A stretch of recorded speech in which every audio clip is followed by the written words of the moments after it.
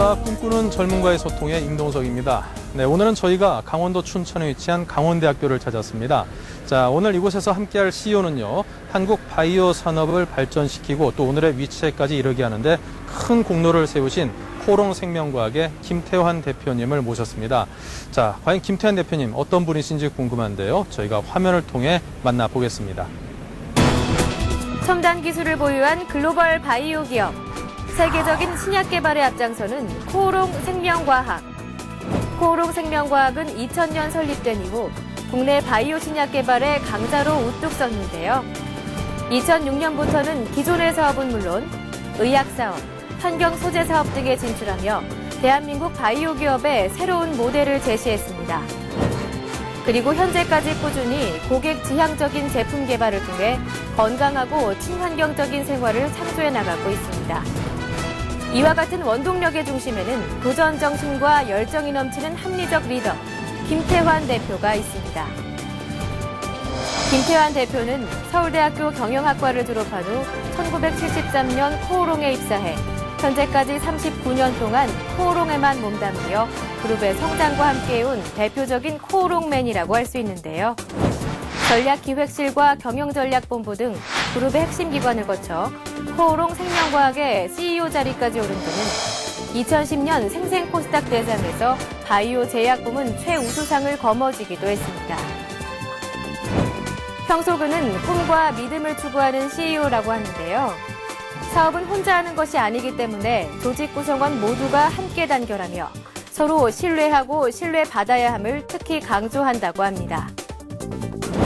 전 세계인의 삶의 질 향상이 목표라는 뛰어난 미래 성장 가치의 바이오 기업 코오롱 생명과학.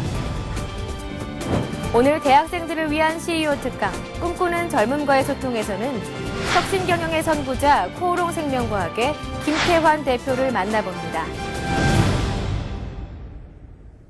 네, 화면을 통해 만나보셨듯이 불모지와 다름없었던 한국 바이오 산업에 무에서 유를 창조하신 분이 김태환 대표님이라고 할 수 있습니다.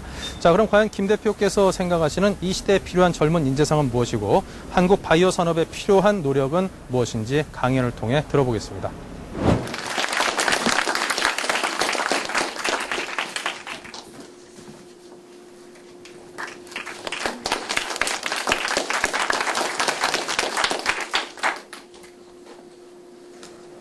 여러분 반갑습니다. 아까 소개된 것처럼 1973년에 코롱에 입사해서 지금 횟수로 39년째 근무를 하면서 그룹 본부에 일은 한 25년 이상을 했습니다마는 우리 그룹 본부에서 한 일이 아니고 우리 그룹의 미래 그 성장 동력의 하나로 육성하고 있는 바이오 쪽 회사를 만들어서 지금까지 키워온 그런 얘기를 중심으로 말씀을 드리겠습니다. 말씀드리는 게 여러분 가슴에 한 가지라도 와 닿으면 그걸로 충분하지 않을까 이렇게 생각을 하고 있습니다. 우리 회사가 지금 추구하는 거는 아시다시피 이제 고령화 시대가 되면은 여러 가지 이제 신체적으로 잘 말을 듣지 않는 그런 부분이 굉장히 많이 생기게 되고요. 그런 부분은 물론 이제 케미칼적으로도 그 치유가 됩니다만은 케미칼적으로 치유가 안 되는 그런 부분이 굉장히 많습니다. 그래서 그런 부분을 이제 치유를 함으로써 좀 더 뭐라 그럴까요? 엔티에이징이 아니고 웰에이징 할 수 있는 그런 삶에 기여를 하는 회사가 되고자 하는 것을 목표로 하고 있습니다. 지금 우리가 하고 있는 부분은 바이오 하면은 통상 많이 얘기하는 바이오 시밀러도 있고 유전자 치료제도 있고 줄기세포도 있고 이렇게 있습니다만은 우리가 포커스하는 분야는 유전자 치료제 쪽을 포커스하고 있고요. 근데 바이오라는 회사가 그 연구를 시작하면은 통상 한 15년 내지 20년 정도 연구를 해야 되기 때문에 그 돈은 끊임없이 들어가지만은 돈 생길 일은 없는 거거든요. 그래서 우리는 그 회사의 그 사업 모델을 돈을 버는 사업도 영위하면서 바이오도 미래 투자를 한 15년 이상 하는 그런 사업 모델로 회사를 구상을 해서 제가 구조본 본부장 있을 적에 회사를 구상해 만들어서 이제 그 회사 지금 사장으로 오게 되었습니다. 지금 하고 있는 일이 말씀드린 그 유전자 치료제를 이제 연구를 하고 있고 제일 빨리 가는 부분은 지금 임상 2B상을 지금 하고 있습니다.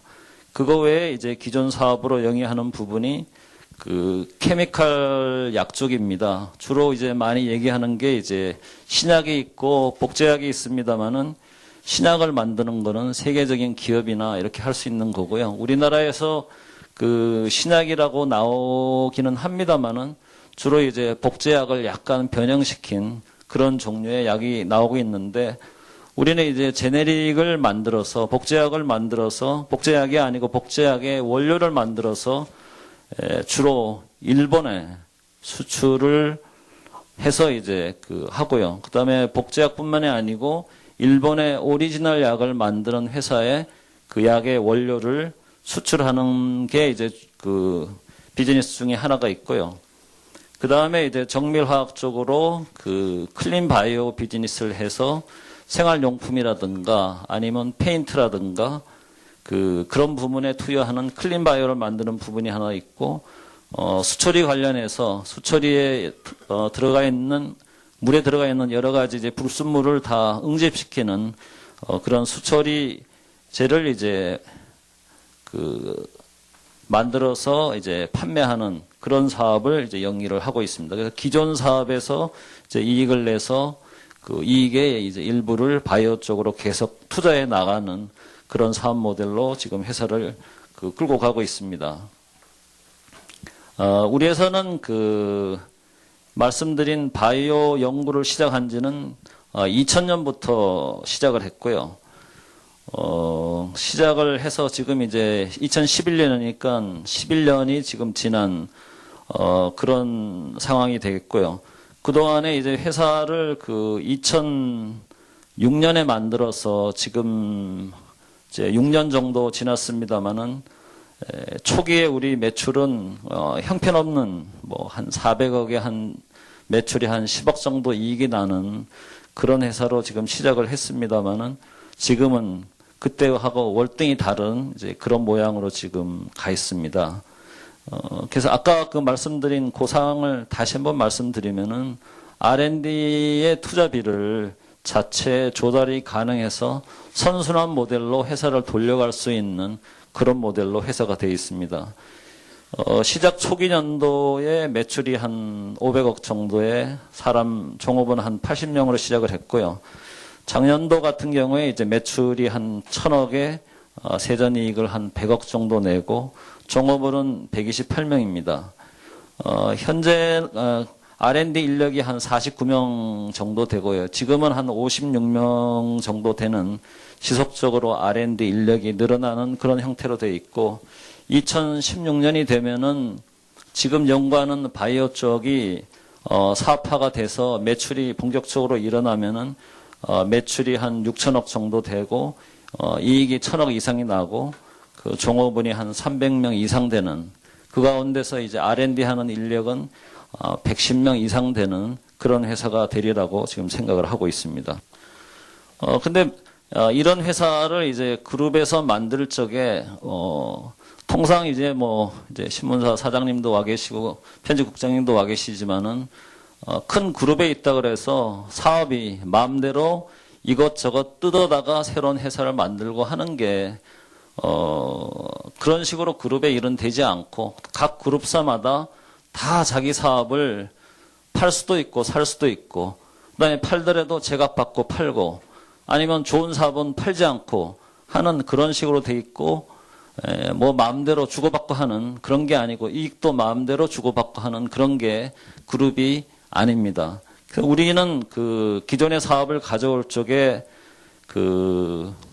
지금 말씀드린 원료약 사업은 가동률이 한 50%밖에 안 되는 그런 사업에다가 아까 말씀드린 에코머티리얼 비즈니스, 클린 바이오나 수처리제 쪽도 구조적인 적자이기 때문에 그룹사에서 쉽게 우리한테 넘겨줄 수 있는 그런 사업을 싸게 사서 우리 바이오 사업에다가 붙였습니다.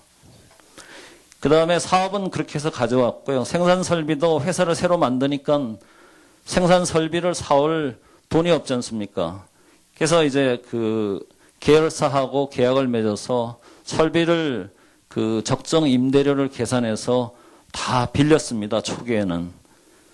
그러고 이제 조금 한 2년 정도 지나서 회사가 여유가 되니까 일부 이제 독립적인 땅이 있고 독립적인 건물이 서 있는 그런 설비들은 우리가 매입을 했고요. 그 이후에는 이제 자체적인 공장도 지었습니다만은 아직도 그 임차하는 설비는 상당 부분 남아 있고 물론 그런 가운데서도 이제 새로운 큰 공장을 충주에 그 기업 도시를 이제 새로 만드는 가운데서도 공장을 그 제일 먼저 그 산업단지에서 착공할 계획으로 있고 그 사이에 우리가 공장을 2개 지었고 새로운 큰 공장은 이제 곧 착공할 그럴 예정으로 되어 있습니다. 그리고 회사를 처음 만드니까 당연히 이제 자금이 필요한데 자금을 처음 만든 회사에 돈을 빌려줄 그럴 은행은 없죠. 그래서 이제 사업 계획서를 들고 가서 또 그룹에서 일하던 안면하고 해서 초기에 한 40억 정도를 빌려서 이제 회사를 시작을 했고요. 그렇게 회사를 하고 나서 한 2년 정도, 1년 정도 후에 국내에서는 펀딩이 안 되는데 그 여러분이 잘 아시는 이제 그 유명한 해외 증권사들 중에 하나인 그 골드만삭스에 가서 우리의 사업 계획서를 보여주고 바이오 사업의 미래에 대해서 설명을 하고 해서 펀딩을 65억을 펀딩을 받았고요. 마찬가지로 일본의 벤처 회사에 가서 역시 설명을 하고 한 15억 정도 해서 한 80억 정도 펀딩을 받았는데 그 당시에 우리 회사 주가가 액면으로 500원이었는데 그 사람들이 그 사업 계획을 설명을 하고 13,000원의 자금을 유치를 했습니다. 잘 안 되는, 그 다음에 조직에서 소외된 그런 조직에서 그 사람들을 그 우리 쪽으로 옮겨왔기 때문에 거기 있는 사람들도 마찬가지로 그 굉장히 그 네거티브하고 또 소외받았기 때문에 뭐 일에 대한 의욕도 없고 하고자 하는 바도 없고 그런 사람들이 주로 굉장히 많았습니다. 그런데 그런 사람 가운데서도 안 된다고 얘기를 가장 조리있게 하는 사람은 누구냐? 박사들입니다. 꼭 안 된다고 와서 설명하는 게 꼭 자기들 논문 방어하는 것 같아요. 이래서 안 되고 저래서 안 되고. 그러니까 이제 맨날 그런 사람들이 박사들이 와서 설명하니까 너무나 화가 나는 거예요. 그래서 안 된다, 회사는 조직은 원하는 목표를 설정해 놓고 그 목표 달성을 해야만 되고 하는, 그래서 매출이 일어나고 이익을 내야 하는 그런 조직인데 뭐 논리적으로 체계적으로 안 된다고 하면은 그게 회사에 도움되는 바는 전혀 없지 않습니까? 그래서 그런 박사들한테는 안 된다고 하는 박사보다는 된다고 하는 학사가 10번 낫고 100번 낫고 하다는 식으로 얘기를 했고, 그 회사에서는 가고자 하는 방향이 있으면은 안 된다 하는 그런 얘기는 필요가 없어요. 가령 A에서 B 지점으로 가면은 직선으로 가면은 뭐 큰 장애가 있어 안 된다 하면은 뭐 좌로 갈 수도 있고 우로 갈 수도 있고 위로 갈 수도 있고 아래로 갈 수도 있고, 그리고 지금 안 되면은 조금 기다렸다 갈 수도 있고, 그다음에 그런 식으로 가면은 당초 이제 직선으로 가는 것보다 자원이 더 많이 필요하겠죠. 돈도 더 많이 필요하고 사람도 더 많이 필요하고 하면은 그런 제안을 하는 사람은 회사 보고 그런 자원을 추가로 더 주면은 이렇게 해서 달성을 하겠다 하고 얘기하는 그런 사람들이 회사는 필요한 겁니다. 여러분들도 이제 학교 다니시면서 여러 가지 긍정적인 생각, 부정적인 생각을 많이 하시겠지만은 부정적인 생각을 해서 세상에 되는 일은 아무것도 없어요. 긍정적인 생각을 하는 사람만이 뭔가를 해낼 수 있는 거고, 그러니까 통상 우리가 얘기합니다마는 많은 생각을 하고 사는데 평상시에 우리가 생각하고 해내고 하는 그게 뭐냐? 그게 바로 그 사람의 일생이 되는 거고 그 사람의 인생이 되는 거죠. 근데 부정적인 생각하고 살면은 되는 게 아무것도 없잖아요. 그냥 흘러가다 인생을 살다가 그냥 가버리니까 그거 절대로 하면 안 되는 거다. 이렇게 얘기를 드리고 싶고요. 회사라는 것도 마찬가지입니다. 그 회사에 있는 구성원들이 어떻게 평소에 생각을 하느냐. 그게 모여서 바로 회사가 되는 거죠. 그러니까 그렇게 해야 되니까 네거티브한 사람들은 회사가 필요 없는 겁니다. 그래서 회사원들하고 같이, 조직원들하고 같이 회사의 미래를 그리고 꿈을 그리는데 그 꿈이 크게 그리고 그 꿈에 많은 사람이 동참을 하면은 그게 바로 현실이 된다. 이렇게 이제 회사는 생각하고 이제 저는 우리 조직원들한테 다 그렇게 모임이 있을 때마다 얘기를 합니다.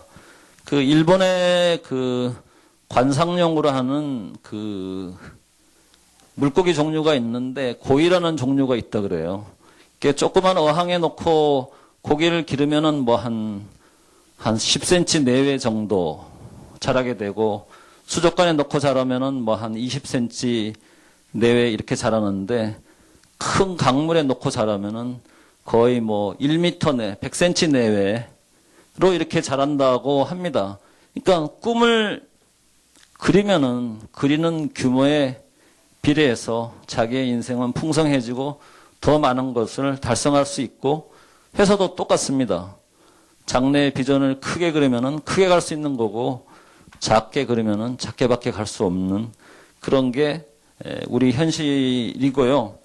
그래서 직원들이 이제 우리 회사가 아까 말씀드린 것처럼 2006년에 6천억 매출에 한 1,000억 정도 이익 내고 하는 회사가 될 수 있겠느냐 물어봅니다. 근데 그렇게 되면은 이제 회사가 상장을 했으니까 이제 주가나 아니면 시가총액이 얼마 되느냐 이런 걸 보면은 이제 회사를 대충 알 수 있는데 한 1,000억 정도 이익이 난다 그러면은 여러분들이 퍼라는 얘기 들어보셨나요? PER이라는 얘기. 아까 우리 사장님 경제 아셔야 된다 그러는데 이런 거 다 알아야 되는 용어거든요. PER이라는 게 뭔가 하면은 주가하고 그 회사 수익을 대비해서 수익의 몇 배의 가격으로 주식이 거래되고 있느냐 하는 게 그게 이제 PER입니다. 근데 이제 바이오 같은 이제 그런 회사들은 보통 PER이 한 20배 정도 되거든요. 그럼 1,000억의 이익이 나는 회사 같으면은 PER 20배 하면은 시가총액이 한 2조 정도 이렇게 됩니다. 2조 정도 되는데 우리 회사 발행 주식이 한 400만 주 정도 되니까 한 주에 얼마인가 하면 50만 원 정도 되거든요. 500원짜리 주식이니까 5,000원 기준 하면은 500만 원 정도 되는데 그런 가치를 갖고 있는 주식은 우리나라에 없어요. 이제 그런 게 이제 우리가 1년에 워크숍을 3번 합니다. 3번 하는데 1월 달에 한 번 하는데 그해 만든 예산을 좀 수정할 게 없는지 구체적으로 어떻게 달성하면 되는지 그런 워크숍을 1월 달에 하고요. 그 다음에 7월 초에 상반기 실적을 달성한 것에 대해서 반성을 하고 하반기는 어떤 전략으로 달성하겠다 하는 거를 이제 두 번째 7월 달에 하고요. 그 다음에 10월 달에는 그 다음에 살림살이 할 예산을 짜고 그 다음에 장기 비전에 대해서 얘기를 하고 하는데 그런 모임이 있을 때마다 직원들한테 우리 회사는 이렇게 하고 그 다음에 매출은 이만큼 되고 이익은 이만큼 되고 아까 말씀드린 시가총액 마켓캡은 이만큼 된다 하고 하면은 직원들이 물어봅니다. 가능합니까? 그런데 아까 말씀드린 바와 같이 우리 사업 모두가 생각하는 게 바로 회사기 때문에 나한테 물어보지 말아라. 본인들한테 물어보고 본인이 진짜 최선을 다해서 일을 하고 있고 누구보다도 그 일에 관한 하는 딴 사람한테 얘기할 거 없다. 이런 정도가 된다고 하면은 그 꿈은 달성이 된다.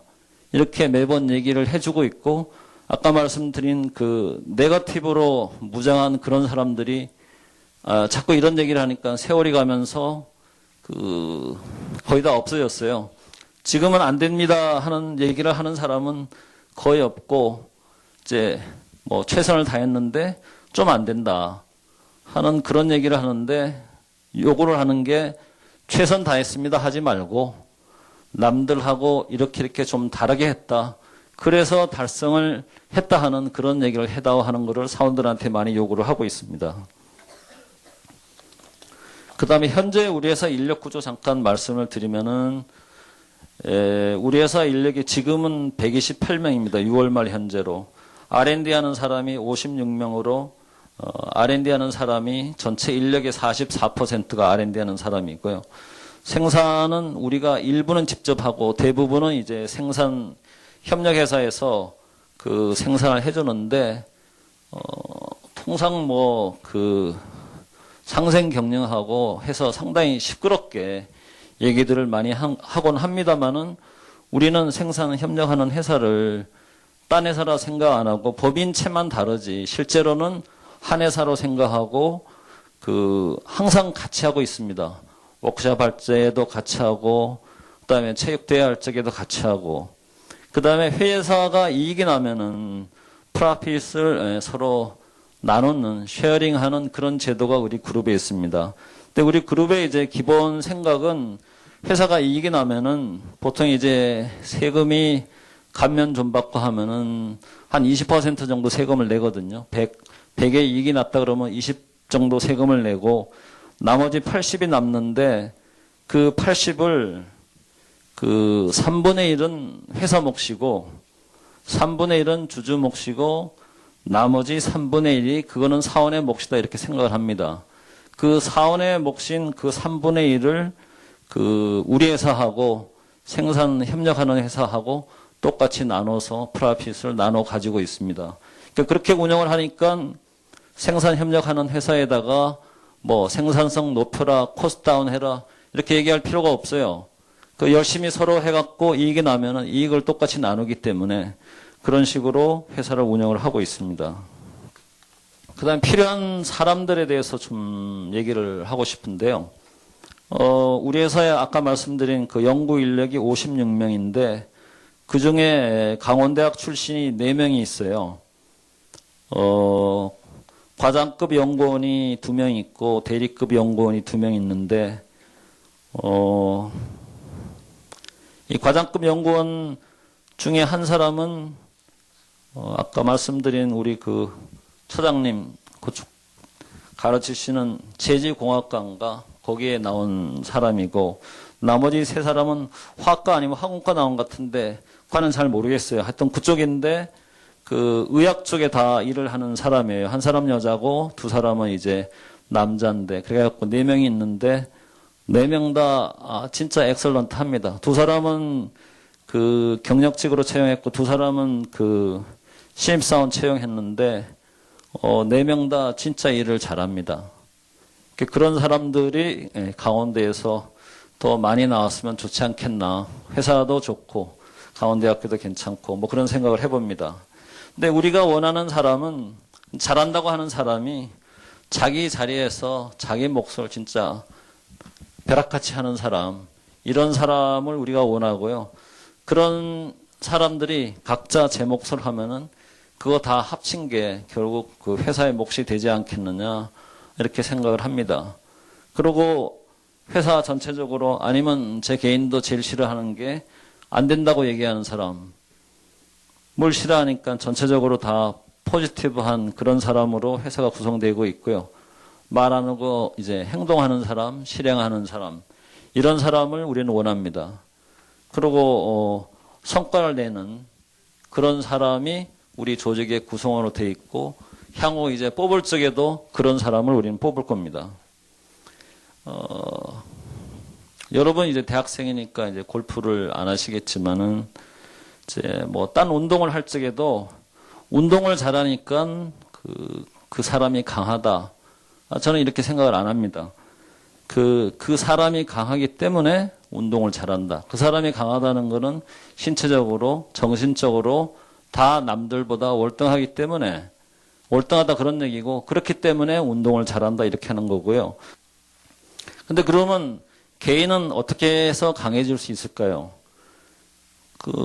나름대로 많은 경험도 있고, 나름대로 가치관도 확립돼 있고, 여러 가지 아픈 그런 경험도 있고, 그래서 그런 만큼 이제 직접적으로 경험을 해서 성숙해져야 된다.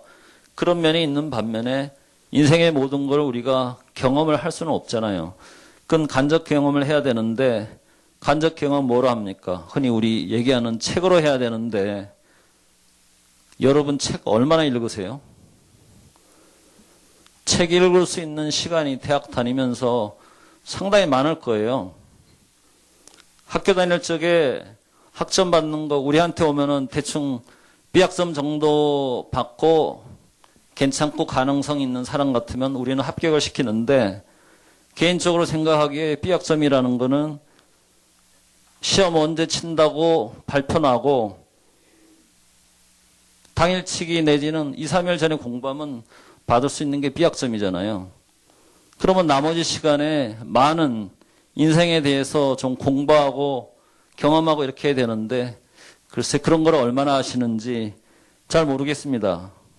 그래서 말씀드린 그 간접 경험을 해야 되는데 우리가 통상 얘기하는 게 그 문사철 600이란 말을 들어보셨는지 모르겠네요. 그 문사철의 문은 문학이란 얘기고요. 사는 역사, 철은 철학인데 세 가지 부문의 책을 600권을 읽어야 된다 이렇게 얘기를 합니다. 문학 300권, 역사 200권, 철학 100권. 근데 엄청난 양이에요. 엄청난 양인데 지금은 그분 그렇게 안 나오시는데 옛날에 유명한 극작가가 신봉승이라는 분이 계셨는데 그분은 30대까지 이렇게 다 해야 된다고 얘기를 하는데 30대까지 600권 못 읽으실 겁니다. 그래서 일생을 통해서 읽더라도 문사철 600만 하면은 그 사람은 엄청난 경험을 하고 강한 사람이 되지 않을까 이렇게 생각을 합니다. 그 다음에 회사에서 그 사원을 뽑을 적에 채용 하는 방식이 우리 같으면 이제 전공 면접을 다 하고 나서 그 다음에 이제 임원들이 인성이나 이런 거에 대해서 이제 별도 이제 임원 면접을 하는데 그때 여러 가지를 물어봅니다. 사회 여러 가지 사항이나 이런 걸 물어보면은 진짜 아는 게 없어요. 생각하는 바도 없고 그냥 단답식 대답 딱 그거 하고 나서 그 이상은 없어요. 그래서 그런 거를 좀 제대로 대답하려고 그러면은 아까 우리 사장님 말씀하셨지만은 신문 읽는 거 그거 좀 하셔야 되고요. 신문도 그냥 제목만 보지 마시고 통상 신문이 제일 뒷장은 광고 있고 제일 뒷장에 앞에 2페이지가 이제 칼럼하고 사설하고 이렇게 돼 있는데 그런 부분을 좀 지속적으로 읽으셔야 돼요. 근데 그런 부분 지금 읽는 사람은 누구냐? 입학시험 준비하는 고등학교 3학년밖에 없잖아요. 대학교 때 그런 걸 좀 읽으셔야지 되는데 잘 안 읽더라고요. 그거 꼭 하셔야 되고요. 그 다음에 면접 보고할 적에 간단한 주제를 쥐고 프레젠테이션을 하라고 하는데 준비해 놓은 게 어떻게 준비해 오느냐? 인터넷 들어가서 여러 군데 있는 거를 짜깁기 해갖고 논리가 잘 되지도 않는 거를 와서 그냥 쭉쭉쭉쭉 설명하고 하는데 너무나 한심해요. 그런 부분도 좀 더 제대로 할 수 있도록 해야 되는데 그 B학점은 당일치기에서 받으시고 나머지 시간에 좀 그런 걸 제대로 할 수 있는 그 시간을 좀 더 투자를 하면은 좋지 않을까 이렇게 생각을 하고요. 그 다음에 영어 공부하는데 시간을 얼마나 투입하시는지 모르겠는데 뭐 회사 지원하는 사람 중에 토익 900짜리도 있고 심한 경우에 990점짜리도 있어요. 그렇지만 뭐 600, 700, 800도 있는데 회사의 입장에서는 600 받은 사람이나 900 받은 사람이나 다 비슷해요. 그리고 토익 많이 받았다고 영어 잘 하느냐, 실전적으로 잘 하느냐, 잘 못합니다. 회사에서 비즈니스 못합니다.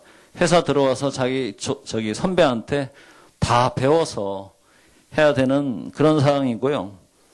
이 영어 연수하러 해외를 다녀오는데 심한 경우는 가령 이제 어디 가서 영어 공부를 하고 왔느냐, LA 가서 하고 왔습니다. 어떻게 공부했냐? 한국 사람끼리 동아리 만들어 갔고요. 거기서 토익 공부하고 왔습니다. 이렇게 얘기를 합니다. 그 뭐 하려 미국에 가서 토익 공부하고 한국 사람끼리 얘기합니까? 그런 식으로 공부하고 와서 토익 높은 점수를 받은들 회사에 무슨 도움 되겠습니까? 그래서 우리는 토익 뭐 500, 600, 700 다 거의 비슷한 것으로 그렇게 생각을 합니다.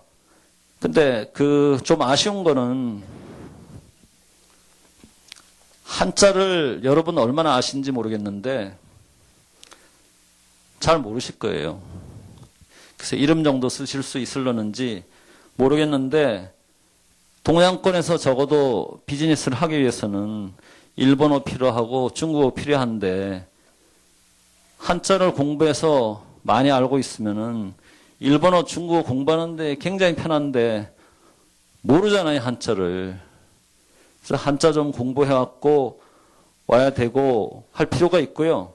그다음에 물론 이 영어도 말하기를 해야 되는데 그렇다고 우리 회사가 일본하고 중국하고만 비즈니스 하는 거 아닙니다. 우리가 비즈니스 하는 거는 가까이 뭐 중국, 일본, 그다음에 타이완, 말레이시아, 뭐 인도, 그다음에 이스라엘, 그다음에 영국, 프랑스, 독일, 노르웨이, 뭐 미국, 브라질 이런 데하고 다 하는데 영어 들어와서 그 사수들한테 열심히 같이 해서 배우면 영어 할 수 있고요. 토익 한 500점 이상만 받아갖고 오면은 더불어 한자도 공부해갖고 오면은 회사에서 그 일본어나 중국어 가르칠 적에 같이 따라 하면은 언어 3가지는 할 수 있지 않습니까? 그래서 좀 그렇게 준비를 그 하는 사람들이 취업하는데 좀 더 유리하지 않을까 이렇게 생각하고요. 아까도 말씀드렸습니다만은 이제 우리 회사에서 뭐 하면 안 됩니다 하는 것보다는 최선을 다했습니다 하는 사람이 그 많아졌습니다. 아니면 해냈습니다 하는 그런 사람이 많은데 최선보다도 한 걸음 더 나가서 좀 남들하고 다르게 기존 방식하고 다르게 해서 나는 성공을 시켰습니다 하는 그런 식으로 행동하는 사람들이 우리는 필요하다고 생각을 합니다. 그리고 모든 것을 다 사람이 가질 수 없으니까 나름대로 한 방면에 그냥 속된 말로 한 칼 할 수 있는 그런 사람이 그런 특징을 갖고 있는 사람이 있었으면 좋겠다 이렇게 생각을 하고요. 아까도 이제 바이오 말씀드렸습니다만은 바이오 시밀러도 있고 뭐 줄기세포도 있습니다만은 우리가 포커스하는 거는 유전자 치료 쪽으로 포커스를 하고 그쪽으로 하면은 세월이 좀만 지나면은 세계적인 기업이 된다고 생각하는데 개인도 그렇게 포커스하는 부분이 있어야 될 것 같고요. 대학도 마찬가지로 그런 식으로 좀 포커스하는 부분이 있어야 된다 이렇게 생각을 합니다. 근데 강원대는 포커스가 뭔지 잘 모르겠습니다. 그 다음에 국내에서 사람을 뽑는데 진짜 국내 우수한 인력이 없는 그런 부분도 상당히 있어요. 약사도 제약에서만 있어야 되는 건 아니고 우리 같은 회사에서 들어오면은 그 선진국 그 기관에서 다 조사를 나오는데 감사 나오고 사찰 나오는데 그런 거 대응을 다 해줘야 되고 그다음에 선진국 제약회사들의 요구하는 걸 다 해줘야 되는데 국내 그 제약회사에 취업을 하면은 어디 가느냐 의사 찾아가서 설명하잖아요. 근데 우리는 해외 큰 법인에 해외 감독기관에 설명을 하고 하는데 일하는 범위가 우리가 그 사람들하고 다른데도 약사는 제약회사에 가더라고요. 근데 제약회사 그 약대 전공하는 분한테 초치는 얘기 같지만 제약회사가 내년부터 굉장히 어려워질 겁니다. 약가를 20% 정도 다운하면은 매출이 20% 줄고 매출이 20% 준다는 얘기는 바로 이익이 20% 정도 줄거든요. 근데 자체적으로 R&D하고 살아갈 수 있는 제약회사는 매출이 한 3천억 이상 돼야 되는데 그렇지 않고 매출이 500억, 1000억대 회사들이 국내에 굉장히 많은데 그런 회사들은 내년부터 죽느냐 사느냐 하는 그런 상황이 될 거고 죽느냐 사느냐 하는 상황이 되면은 기업들은 뭐 하겠습니까? 구조조정을 안 할 수가 없다고요. 그래서 우리도 내년에 약사가 필요한데 하여튼 약사들을 뽑을 수 있는 찬스는 있지 않을까 이렇게 생각을 합니다. 그리고 우리가 필요한 게 뭐 독성학 박사, 뭐 면역학 박사 이런 게 필요한데 사람이 없어요. 사람이 없으니까 어디 가서 뽑아오느냐? 미국에 가서 뽑아옵니다. 그러니까 국내에서 공부하고 미국에 가서 한 뭐 10년 이상씩 공부한 사람들을 모셔오는데 진짜 그런 방면에 우수한 인력이 없고요. 신입사원을 옛날하고 달리 지금은 뽑아보면은 남자보다도 여자들이 훨씬 더 우수해요. 그 우수한 남자들은 다 어디 갔는지 모르겠는데 근데 회사 인력 구성을 전부 다 여자로 가져갈 수는 없잖아요. 그 여자하고 남자하고 적절한 비율로 섞어야 되는데 퀄리티 낮은 남자를 뽑는 게 상당히 갈등 많이 생기는 그런 경우가 있습니다만은 뭐 어떻게 하겠습니까? 여자들이 더 우수한데. 우리 그룹 전체적으로 사람을 뽑을 적에도 여직원 뽑는 게 한 30% 정도는 기본을 뽑는데 우리 경력직 뽑고 할 적에는 한 반반 정도 여자가 반 남자가 반 이렇게 지금 사람들을 뽑을 수 있고 해서 지금 뭐 남자 그 대학생들이 좀 더 각성하고 좀 더 노력을 많이 해야 되지 않을까 이렇게 생각을 합니다. 그 다음에 좀 개인적으로 이런 사람들하고 같이 가야 되겠다 하고 싶은 게 장래를 보려고 노력하는 사람, 그 미래를 보려고 노력하는 사람이 필요하고요. 미래를 보려고 하면은 잘 안 보입니다만은 잘 안 보이니까 보려고 노력을 해야 되고요. 그 잘 안 보이는 가운데서도 이런 상황이면 뭐 해야 되겠다 하는 사전 준비를 하게 되는 거거든요. 사전 그런 준비를 하고 나면은 어려운 상황이 닥쳤을 때 그런 상황을 넘어가는 게 남들보다 월등히 쉽게 넘어가는 그런 상황이 됩니다. 제가 그 IMF 때 건설회사 더하기 5개 회사에 이제 경영지원본부장을 했는데 뭐 쉽게 말해서 그 회사 부도 안 나게 네가 IMF 때 다 살려라 하는 얘기인데 IMF 되기 전에 그 회사의 금융기관 거래하는 관계를 다 정리를 했어요. 부실한 금융기관하고는 거래를 안 하고 괜찮은 금융기관으로 거래를 다 모았어요.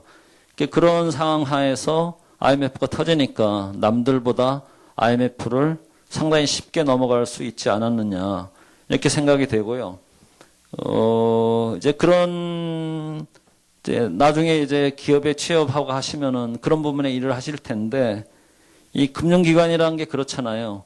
회사 잘 되면은 대출 받아 가라 그러고 회사 나빠지면은 대출금 다 회수하잖아요. 그러니까 은행의 성격을 미리 파악하고 그런 거에 대비를 해놓으면은 어려운 상황, IMF 같은 상황이 와도 얼마든지 상황을 잘 헤쳐갈 수 있다 이렇게 생각하는데 하여튼 여러분들도 좀 더 장래를 내다볼 수 있고 장래를 내다본 가운데 준비를 하고 하면은 지금하고는 좀 다른 그런 인생을 살 수 있지 않을까 이렇게 생각을 합니다.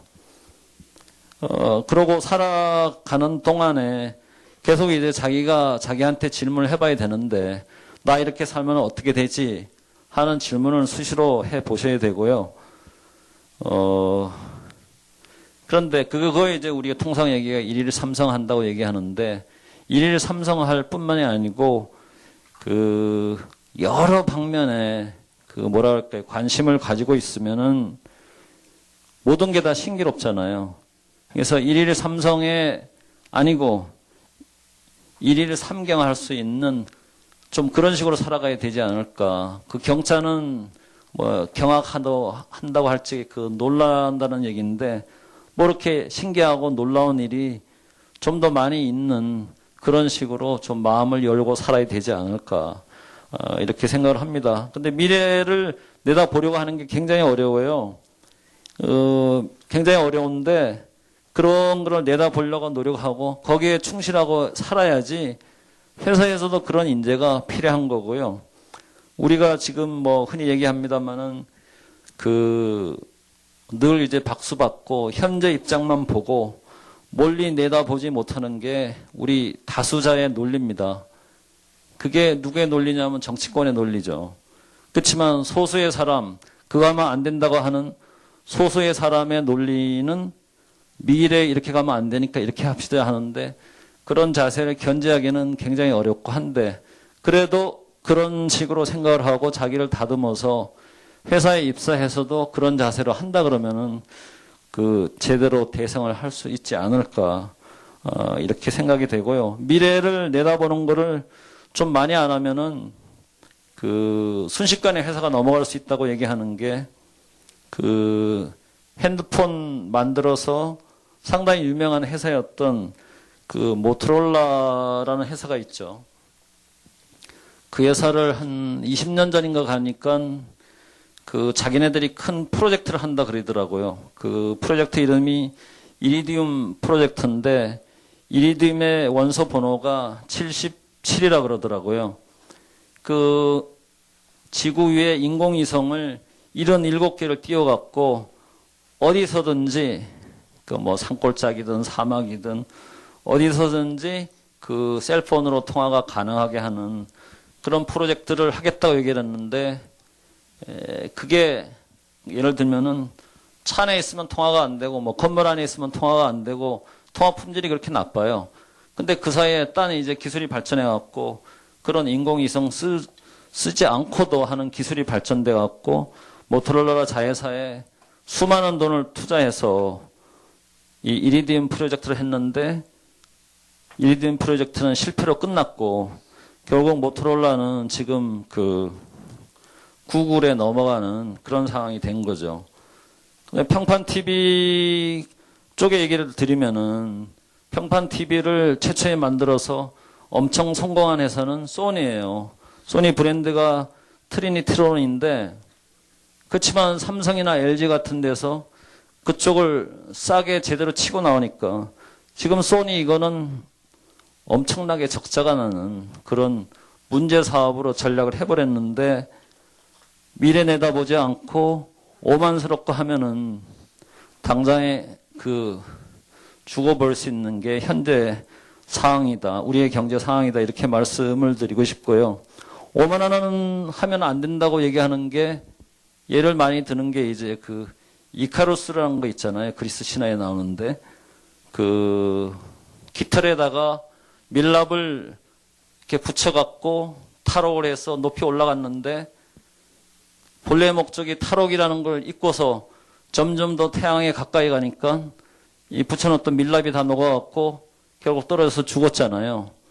사람도 다 마찬가지죠. 회사도 마찬가지고 미래를 봐야 되고 항상 이게 평지지만은 저 아래 벼랑이 있다고 생각해야 되고 그런 식으로 회사도 개인도 준비를 해야 된다고 생각을 하고 있고요. 우리나라도 그렇죠. 스마트폰인데 LG전자 스마트폰 개발 늦어갖고 주가가 완전히 반토막이 됐지 않습니까? 삼성도 핸드폰으로 뭐 세계 1등이라고 얘기했지만은 구글에서 모토로라 먹어가는 순간에 쓰고 있는 안드로이드 OS가 그것 때문에 위기에 처하는 그런 상황이 순식간에 올 수 있는 그런 상황이 되니까 장래 내다보고 대비하는 거 여러분들도 열심히 하셔야 된다. 이렇게 생각이 됩니다. 그리고 경제에 대해서요. 좀 우리 회사 같으면은 신입사원 들어오면은 아니면 여직원들 모아놓고 이제 경제에 대해서 설명을 해주고 하는데 우리나라 같으면 통상 이제 결혼하면 경제권을 여자들이 다 진다고 얘기를 합니다. 근데 경제 상황이 점점 더 복잡해지고 하기 때문에 가령 여윳돈이 생겼다 하면은 그 돈을 어떻게 운영할지 잘 모르잖아요. 옛날 같은 부동산 사면 되는데 지금 부동산 사서 돈이 되는 게 아니잖아요. 그럼 여러분은 아까 제가 말씀드린 것처럼 뭐 마켓캡이다, 뭐 PER이다 이런 말 잘 아마 모르실 것 같고, 그다음에 주식시장에서 많이 얘기되는 뭐 CB다, BW다, ELS다 이런 얘기 모르시죠? 우리 회사에 들어오는 신입사원들 이제 저축을 하는데 저축하는 수단이 뭔가 하면은 적금 붓는 거예요. 근데 적금 이자율 뭐 얼마 됩니까? 한 3% 정도 되나요? 그거 아니고 나름대로 그 재테크를 할 수 있는 수단이 많은데 그런 거를 알아야죠. 다 모르잖아요. 그 모르는 사람한테 결혼을 하면은 여자라서 경제권을 맡긴다. 남자가 더 많이 하면 남자가 경제권을 갖는 거죠. 그러니까 지금부터 그런 공부를 해야지 나중에도 자기 재산에 관한 하는 잘할 수 있고, 적어도 경제가 뭐 돈이 인생의 전부는 아닙니다만은 그런 걸 잘 해야지 사람이 자유로워질 수 있다. 이렇게 말씀을 드리고 싶고요. 사람이 살아가는데 근심 걱정이 굉장히 많이 있습니다만은 미래 걱정, 그 다음에 지나온 과거에 대한 뭐 그런 생각, 그런 거는 다 하실 필요가 없고 장래에 대해서 생각하되 지금 해야 할 일, 그것만 열심히 최선을 다해서 살아가면은 인생에 성공할 수도 있고, 그 다음에 행복할 수도 있고, 긍정적인 사람이 될 수도 있고 하는 결과적으로 인생의 승자가 될 수 있지 않을까 이렇게 생각을 합니다. 여기까지만 얘기를 하고 마치겠습니다. 감사합니다.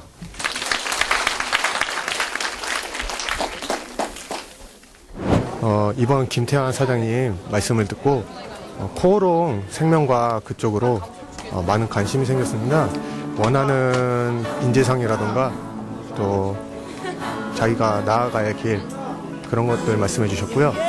강의 되게 좋았고요. 김태한 사장님의 사업 노하우 알 수 있어서 되게 좋았어요. 강의 들으면서 이제 코오롱 생명과학에 대해 알 수 있어서 좋았고, 앞으로 취업할 때 많은 도움이 될 것 같아서 좋은 기회가 됐던 것 같습니다. 감사합니다. 부정적인 생각을 해서 세상에 되는 일은 아무것도 없어요. 긍정적인 생각을 하는 사람만이 뭔가를 해낼 수 있는 거고, 그러니까 통상 우리가 얘기합니다만은 많은 생각을 하고 사는데